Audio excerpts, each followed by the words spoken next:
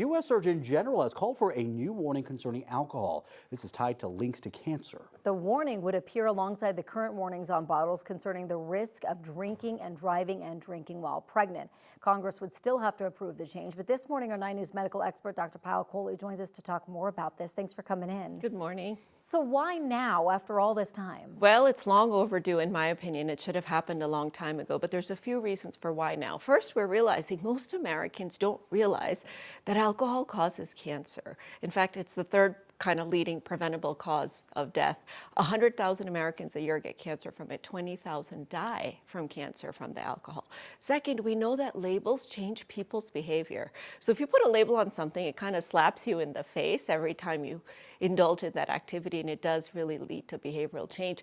And third, there's kind of emerging research that shows and dispels the myth alcohol is good for you. A glass of red wine a day is good for you. So we really want to send the message, no amount of alcohol is good for you, and in fact it's harmful. So how does alcohol cause cancer, and specifically what kind of cancers do we see linked to alcohol? Yeah, so there's two main mechanisms. One is when we drink alcohol, it breaks down into something called acetaldehyde, which is directly carcinogenic. So if you think about where that might cause cancer, it's all the places that alcohol contacts: your mouth, your esophagus, your stomach, your liver, your pancreas, and your colorectal. And in women, it also causes breast cancer. But there's also a second mechanism, and that's hormonal changes. And women are especially sensitive to this, but hormonal changes induced by alcohol can also lead to cancer growth factors. You kind of touched on this, but specifically women need to be concerned about consuming alcohol. Much more. So we're seeing, deaths related to alcohol in women actually have really increased in 2023.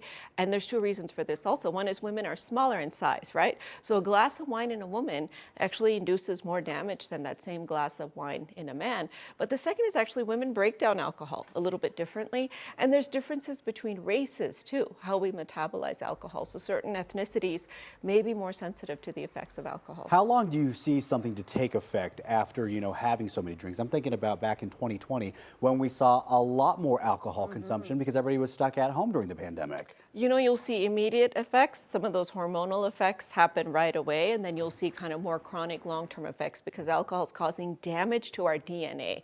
So the way that we get cancer is the cells try to repair themselves whenever they accumulate damage, and alcohol doesn't just cause damage, it also prevents the ability of the cells to repair themselves. So you can see acute effects from alcohol in our mood, in our energy level, in our weight, in our blood pressure, electrical problems in the heart, but then you also see these long-term cancer-causing effects. We just have a few more seconds, but I have a question.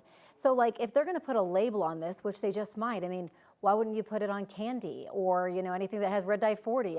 Should labels be on anything that can cause cancer? I think they should, because I think people don't know. We consume cosmetics and food and products and environmental things that we don't realize are harming us in this way.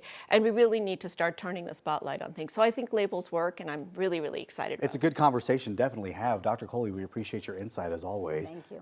And you can find all of Dr. Kohli's appearances on 9news.com/Dr. Kohli.